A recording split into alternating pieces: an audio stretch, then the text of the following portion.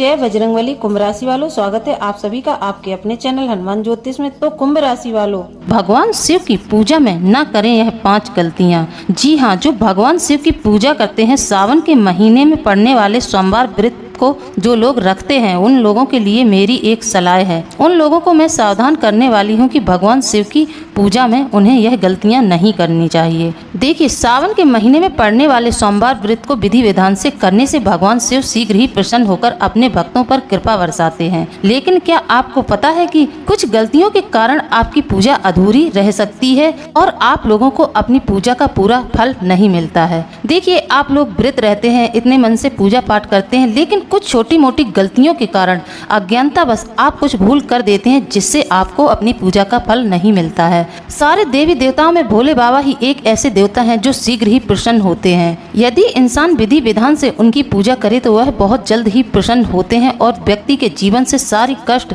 चाहे व्यक्ति का कितना बुरा सा बुरा दुर्भाग्य चल रहा है, उसको भी वह मिटाने की ताकत रखते हैं। तो आइए आज हम आपको यही सब बताएंगे कि भगवान शिव की पूजा में कौन कौन सी गलतियां करने से बचें, साथ ही भगवान शिव को किस सामग्री के चढ़ाने से क्या फल प्राप्त होता है। तो देखिए, यह सावन का जो महीना होता है, इस सावन के पूरे मास में हर दिन शिव कृपा बरसती है।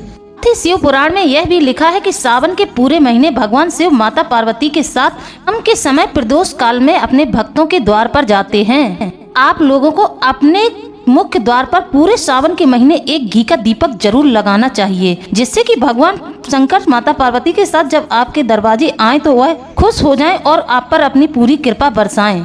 रहे भोले बाबा ही एकमात्र ऐसे देवता हैं जो बहुत शीघ्र ही प्रसन्न होते हैं और अपने भक्तों की सभी मनोकामनाएं पूर्ण कर देते हैं। इसके अलावा घर की महिलाओं को इस महीने खूब सज सवर के रहना चाहिए। उन्हें हरी हरी मेहंदी, हरी हरी चूड़ियां अपने हाथों में पहननी चाहिए और अच्छे से श्रृंगार करके रहना चाहिए।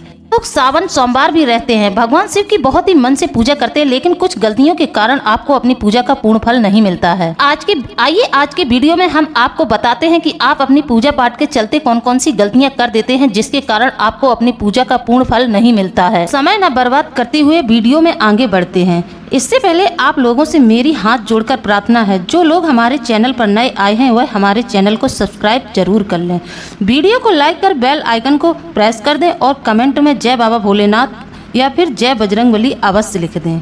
प्रिय बंधुओं, कमेंट लिखने में बिल्कुल देरी न करें, फटाफट से कमेंट लिख दें। हम आपके कमेंट का बहुत बेसब्री से इंतजार करते हैं। आपके कमेंट से हमारा मनोबल और भी ज़्यादा बढ़ जाता है और हम आपके लिए और भी नए नए विषयों पर जानकारी निकालने में लग जाते हैं। यदि आप लोग सावन के सोमवार का व्रत रख रहे हैं, सावन के सोमवार का व्रत ज्यादातर सभी लोग रहते हैं। सावन का महीना भगवान शिव को समर्पित है।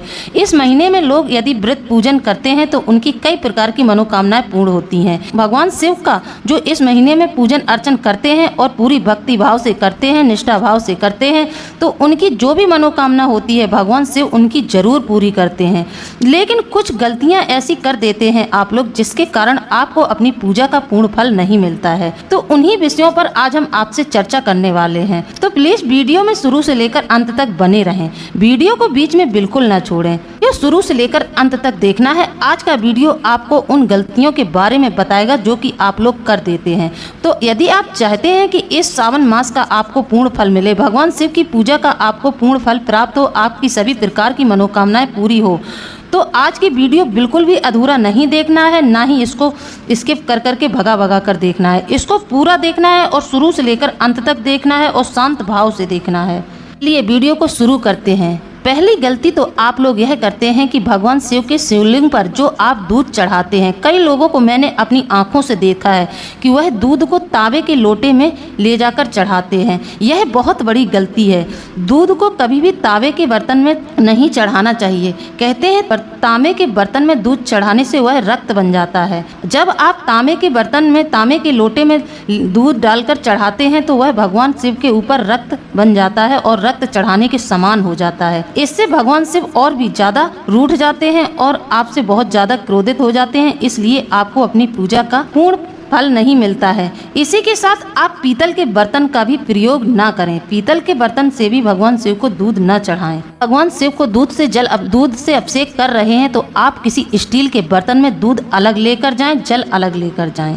भगवान शिव की पूजा में चढ़ाए जाने वाले बेलपत्र को कभी भी सोमवार के दिन नहीं तोड़ना चाहिए, क्योंकि ऐसी आदत है कि उनके यहाँ बेलपत्र का पेड़ है तो वह डायरेक्ट सोमवार के दिन ही तोड़कर भगवान शिव को अर्पित कर देते हैं। यह सबसे बड़ी गलती है। शिव पुराण में इसके बारे में कहा गया है, सोमवार के दिन बेलपत्र तोड़कर शिवलिंग पर चढ़ाते हैं, उनके घर से लक्ष्मी रूठकर चली जाती है और उनके घर में दरिद्रता छा जाती है। आप एक दिन पूर्व ही तोड़कर रख लें। जैसे कि आपको सोमवार को बेलपत्र चढ़ाना है तो आप रविवार को ही बेलपत्र तोड़कर रख लें और भगवान शिव को सोमवार के दिन अर्पित करें। एक दिन पहले ही तोड़ लिया करें। और दूसरी गलती, बेलपत्र बिल्कुल कटा फटा नहीं होना चाहिए। भगवान शिव को जो भी सामग्री चढ़ती है वह साबुत चढ़ती है, कटी फटी टूटी फूटी बिल्कुल नहीं होनी चाहिए। पत्र को आप तोड़ें, उसको अच्छे से धुल लें, उस पर राम नाम लिखकर उसके डंठल को तोड़ दें और उसे इस तरह से चढ़ाएं कि उसकी चिकनी परत ऊपर की तरफ रहे।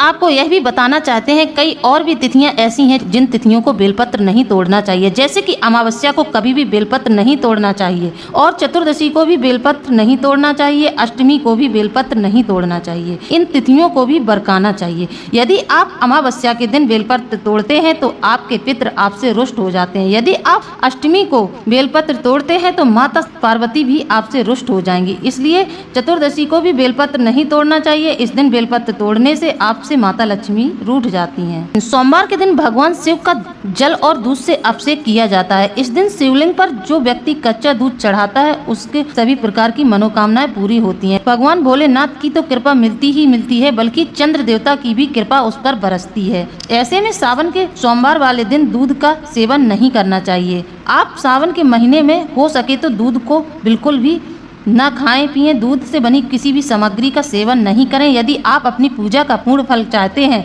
तो आप सावन के महीने में स्वयं दूध का सेवन न करें। 4 दोस्तों, सावन सोमवार व्रत की पूजा करते समय भूलकर भी हल्दी, तुलसी पत्र, सिंदूर आदि न चढ़ाएं और न ही शिव पूजा में शंख से जल चढ़ाएं। शिव पूजा में शंख का प्रयोग बिल्कुल नहीं करना चाहिए। शिव पूजा में शंख वर्जित है, क्योंकि भगवान शिव ने शंखचूड़ नामक राक्षस का वध किया था।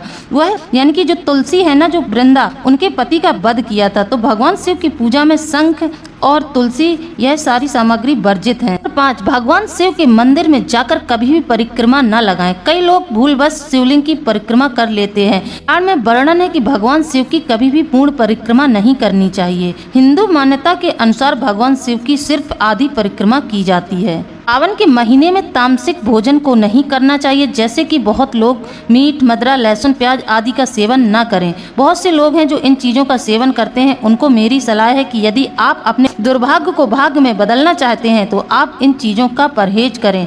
इन चीज़ों का सावन के महीने में सेवन न करें। साथ ही नाखून, बाल इत्यादि सावन के महीने में नहीं कटवाने चाहिए। नारियल जो कि लक्ष्मी का प्रिय फल है, इसलिए शिवजी की पूजा में कभी भी नारियल का प्रयोग नहीं किया जाता है। नारियल के पानी से शिवलिंग पर अभिषेक भी नहीं करना चाहिए।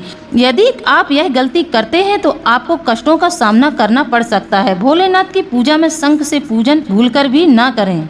शास्त्रों के अनुसार सावन में शिवलिंग पूजा का विशेष महत्व बताया गया है। वहीं भगवान शिव को भी अभिषेक अति प्रिय है। यही कारण है कि शिवजी को प्रसन्न करने के लिए भक्त शिवलिंग पर विभिन्न द्रव्यों से अभिषेक करते हैं, लेकिन शिवलिंग पूजन में कुछ द्रव्यों को अर्पण करना निषेध माना गया है।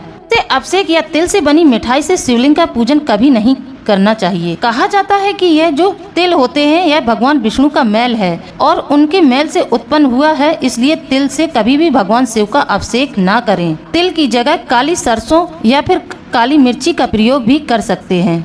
आपको कोई राहु जनित समस्या चल रही है, आपकी कुंडली में राहु खराब है, तो आप भगवान शिव को काली मिर्च से अभिषेक कर सकते हैं, लेकिन काले तिल का प्रयोग ना करें। नारियल जो कि लक्ष्मी का प्रिय फल है, इसलिए शिवजी की पूजा में नारियल का पूजन नहीं करते हैं। नारियल के पानी से शिवलिंग का अभिषेक भी नहीं किया जाता है। शंख और भोलेनाथ दोनों आपस में शत्रु हैं। शंखचूड़ नामक एक राक्षस हुआ जिसका भोलेनाथ ने किया था वध, इसलिए शिव पूजा में शंख निषेध माना गया है। के साथ साथ कुमकुम भी शिवजी को नहीं चढ़ाया जाता है, क्योंकि कुमकुम महिलाओं के श्रृंगार की वस्तु है और महिलाएं इसे अपनी ललाट व मांग में लगाती हैं। भोलेनाथ चूंकि बैरागी हैं, अतः इन्हें श्रृंगार सामग्री नहीं चढ़ानी चाहिए। सुने, कई लोग पंचामृत से भगवान शिव का अभिषेक करते हैं। पंचामृत भगवान शिव को चढ़ाते हैं, तो पंचामृत चढ़ाते समय कुछ सावधानी बरतें, वरना बन जाएगा यह विष दोष। भोलेनाथ पर जल, दूध, घी, शहद, गन्ने के रस के साथ साथ पंचामृत से भी अभिषेक किया जाता है। लेकिन पंचामृत बनाने में शुद्धता का विशेष ध्यान रखा जाना चाहिए।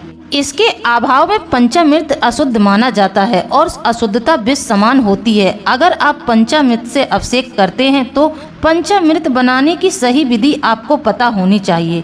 तो आइए हम आपको बताते हैं पंचामृत बनाने की सही विधि। तो सभी जानते हैं कि पंचामृत में दूध, दही, घी, शक्कर, शहद का मिश्रण होता है, लेकिन किस द्रव्य की कितनी मात्रा हो इसका ज्ञान सभी को नहीं होता है। पंचामृत बनाने के लिए आप जितना दूध लें उससे आधा दही जरूर लें। आपने 1 गिलास दूध लिया तो आपको आधा गिलास दही लेना चाहिए। अपने जैसे 1 गिलास दूध लिया, आधा गिलास आपने दही लिया, तो देखिए ठीक से समझें। जैसे कि आपने 1 लीटर दूध लिया, उसमें आपने आधा लीटर दही मिलाया। अब आपको शक्कर कितनी मिलानी है, उसमें आपको पाव भर शक्कर मिलानी है। यह हुआ सही मिश्रण। शहद का आधा करना है, यानी कि आपको 50 ग्राम उसमें घी मिलाना है। विधि से आप पंचामृत को तैयार करें। हो सके तो आप इस विधि को लिख लें ताकि आपसे गलती ना हो, आपका पंचामृत सही से बन सके और आपको अपनी पूजा का पूर्ण फल मिल सके। साथ अब हम आपको बताने जा रहे हैं कि भगवान शिव को तत्काल प्रसन्न करने के लिए आप लोगों को कौन कौन सी सामग्री चढ़ाना चाहिए और किस सामग्री को चढ़ाने से आपको कौन कौन से फल मिलेंगे। ये भगवान शिव तुरंत और तत्काल प्रसन्न होने वाले देवता हैं, इसलिए इन्हें आशुतोष कहा जाता है। इसलिए कहा भी गया है, आशुतोष तुम औगड़ दानी, आरत हरह दीन जन जानी। फिर में हे सही कहे निहोरी, विनती सुनहु सदा शिव मोरी। ये जानते हैं भगवान शिव को कौन कौन सी सामग्री अत्यंत प्रिय हैं। इन सामग्रियों से भगवान शिव की पूजा अर्चन करते हैं तो आपको अपनी पूजा का पूर्ण फल जरूर मिलेगा। सबसे पहले तो हम बात करते हैं जल। शिव पुराण में कहा गया है भगवान शिव ही स्वयं जल हैं। शिव पर जल चढ़ाने का महत्व भी समुद्र मंथन की कथा से जुड़ा है। अग्नि के समान विष पीने के बाद शिव का कंठ एकदम नीला पड़ गया था। विष की उष्णता को शांत करने के लिए, की उष्णता को शांत करके शिव को शीतलता प्रदान करने के लिए समस्त देवी देवताओं ने उन्हें जल अर्पित किया था। इसलिए इस सावन के महीने में जो लोग भगवान शिव के शिवलिंग पर 1 लोटा शुद्ध जल चढ़ाते हैं तो उन्हें उनकी पूजा का पूर्ण फल मिलता है। तो बिलपत्र भगवान के 3 नेत्रों का प्रतीक है। बिलपत्र अर्थात 3 पत्तियों वाला बेलपत्र भगवान शिव को बहुत ज्यादा प्रिय है। आशुतोष के पूजन में अभिषेक व बेलपत्र का प्रथम स्थान है। ऋषि मुनियों ने कहा है कि बेलपत्र भोले भंडारी को चढ़ाने से 1 करोड़ कन्याओं के कन्यादान का फल प्राप्त होता है। जो जातक बेलपत्र शिवलिंग पर चढ़ाता है उनको कन्यादान के समान फल प्राप्त होता है। भगवान के 3 नेत्रों का प्रतीक है यह बेलपत्र। लेते हैं आंकड़े की। शास्त्रों के मुताबिक शिव पूजा में 1 आंकड़े का फूल चढ़ाना सोने के दान के बराबर माना गया है। आप पीला कनेर भी भगवान शिव को चढ़ा सकते हैं। यदि आप पीला कनेर चढ़ाते हैं तो वह भी स्वर्ण के समान ही माना गया है। शिव को धतूरा भी अत्यंत प्रिय है। इससे पीछे पुराणों में जहां धार्मिक कारण बताया गया है वही इसका वैज्ञानिक आधार भी है कि भगवान शिव कैलाश पर्वत पर रहते हैं। यह अत्यंत ठंडा क्षेत्र है जहाँ ऐसे में औषधि की जरूरत होती है जो शरीर को ऊष्मा प्रदान करे। वैज्ञानिक दृष्टि से धतूरा सीमित मात्रा में लिया जाए तो औषधि का काम करता है और शरीर को अंदर गर्म रखता है। कारण देवी भागवत पुराण में बताया गया है कि इस पुराण के अनुसार शिवजी ने जब सागर मंथन से निकले हलाहल विष को पी लिया तब वह व्याकुल होने लगे। तब अश्विनी कुमारों ने भांग, धतूरा, बेल आदि औषधि से शिवजी की व्याकुलता को दूर किया था। ऐसे भगवान शिव को भांग धतूरा अत्यंत प्रिय है। शिवलिंग पर केवल धतूरा नहीं चढ़ाएं बल्कि अपने मन में विचारों की अड़वाहट भी अर्पित करें। अपने मन में विचारों की अड़वाहट भी अर्पित करें। भांग शिव हमेशा ध्यान मग्न रहते हैं। भांग ध्यान केंद्रित करने में मददगार होती है। इससे वे हमेशा परमानंद में रहते हैं। समुद्र मंथन में निकले विष का सेवन महादेव ने संसार की सुरक्षा के लिए अपने गले में उतार लिया था। भगवान को औषधि स्वरूप भांग दी गई है, लेकिन प्रभु ने हर कड़वाहट और नकारात्मकता को पिया, इसलिए भांग भी उन्हें प्रिय है। भगवान शिव का प्रिय मंत्र है कर्पूर गौरम करुणावतारम, यानी जो कर्पूर के समान उज्जवल है। कर्पूर की सुगंध वातावरण को शुद्ध और पवित्र बनाती है। भगवान भोलेनाथ को इस महक से प्यार है, अतः कपूर शिव पूजन में अनिवार्य है। चावल, हाँ वही चावल जिसे हम अक्षत भी कहते हैं। अक्षत का अर्थ होता है जो टूटा ना हो। इसका रंग सफेद होता है। पूजन में अक्षत का उपयोग अनिवार्य है। किसी भी पूजन के समय गुलाल, हल्दी, अबीर और कुमकुम अर्पित करने के बाद अक्षत अक्षत जरूर चढ़ाया जाता है। अक्षत ना हो तो शिव पूजा पूर्ण नहीं होती है। यहाँ तक कि पूजा में आवश्यक कोई सामग्री अनुपलब्ध हो तो उसके एवज में भी चावल चढ़ाए जाते हैं। भगवान शिव को चावल बहुत प्रिय है, इसीलिए भगवान शिव पर चावल जरूर चढ़ाना चाहिए। चावल चढ़ाते समय यह ध्यान रखें कि अक्षत बिल्कुल टूटा हुआ ना हो। साबुत अक्षत भगवान शिव को पूर्ण सामग्री ही चढ़ानी चाहिए। चंदन का संबंध शीतलता से है। भगवान शिव मस्तिष्क पर चंदन का त्रिपुंड लगाते हैं। चंदन का प्रयोग अक्सर हवन में किया जाता है और इसकी खुशबू से वातावरण और खिल जाता है। यदि शिव जी को चंदन चढ़ाया जाए तो इससे समाज में मान सम्मान यश बढ़ता है। भगवान शिव को भस्म भी बहुत प्रिय है। भगवान शिव को भस्म जरूर चढ़ानी चाहिए। शिव को रुद्राक्ष भी अत्यंत प्रिय है। भगवान शिव को रुद्राक्ष जरूर चढ़ाना चाहिए। के बारे में मान्यता है कि उनके नेत्र से जल के बिंदु पृथ्वी पर गिरे, उसी से रुद्राक्ष के वृक्ष उत्पन्न हुए। वे शिव इच्छा से भक्तों के हित के लिए समग्र देश में फैल गए। उन वृक्षों पर जो फल लगे वे ही रुद्राक्ष हैं। अब हम आपको एक और गलती करने के बारे में बता दे रहे हैं जो लोग अक्सर कर देते हैं। आप भगवान शिव को अगर कोई सामग्री चढ़ा रहे हैं तो उस सामग्री को भगवान शिव के शिवलिंग से टच कर दिया तो फिर वह टच किया हुआ प्रसाद खाने योग्य नहीं रहता है, वह भूत प्रेतों का आहार बन जाता है। तो आप कभी भी भगवान शिव का प्रसाद उन पर चढ़ाया हुआ न खाएं। यदि आप उनको प्रसाद दूर से अर्पित कर रहे हैं, जैसे कि शिवलिंग के थोड़ी दूर पर आप एक प्लेट में उन्हें भोग लगाकर प्रसाद रख रहे हैं, उस प्रसाद को आप खा सकते हैं। और यदि आपने शिवलिंग या जलाधारी पर जो प्रसाद रख दिया उस प्रसाद को आप नहीं खा सकते हैं। और एक महत्वपूर्ण बात, जब आप पूर्णतः अभिषेक कर लें तो वह जो सामग्री आपने भगवान शिव पर चढ़ाई है, जो सामग्री आप भगवान शिव को अर्पित करते हैं, आप पूजन के बाद फिर से एक लोटा जल लें। उस सामग्री को हटाकर शिवलिंग को पूर्णतः अच्छे से साफ करके ही घर आएं और घर आते समय उस लोटे में शिवलिंग पर चढ़ा हुआ दूध जल जरूर ले आएं। उस जल से अपने घर में सिंचन करें। आपकी सभी प्रकार की मनोकामनाएं पूर्ण होंगी और आपको अपनी पूजा का पूर्ण फल मिलेगा। भगवान शिव की आप पर कृपा बरसेगी। अगले सावन तक आपके दिन बहर जाएंगे। आपके जीवन में चमत्कार हो जाएगा। आपको सभी कष्टों से छुटकारा मिल जाएगा। प्रिय बंधुओं, मेरे द्वारा दी गई जानकारी आप लोगों को कैसी लगी? यदि जानकारी अच्छी लगी है तो आप हमें कमेंट में जरूर बताएं। इसी के साथ अब हम वीडियो को समाप्त करते हैं। मिलते हैं अगले ज्ञानवर्धक वीडियो में। जय बजरंगबली, जय भोलेनाथ, धन्यवाद।